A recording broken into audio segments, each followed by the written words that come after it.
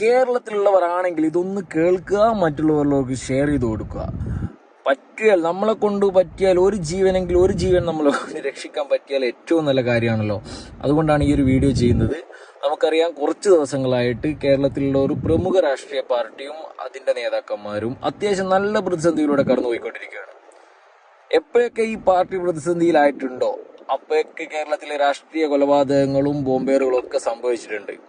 ഇത്തവണയും സംഭവിക്കാനുള്ള സാധ്യതകൾ ഏറെയാണ്.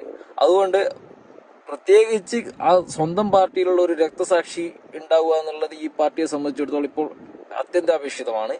അതുകൊണ്ട് ഈ പാർട്ടിയിലുള്ള സഖാക്കന്മാർ, അതുപോലെ തന്നെ കേരളത്തിലുള്ള ചെറുപ്പക്കാരൊക്കെ 6 മണിക്ക് ശേഷം പരമാവധി വീട്ടിൽ നിന്ന് പുറത്തിറങ്ങാണ്ട് നിൽക്കുക. അതുപോലെ തന്നെ ഇന്നോവ പോലത്തെ വണ്ടികളൊക്കെ വരുമ്പോൾ ഒന്നും മാറി നിന്ന് കൊടുക്കുക.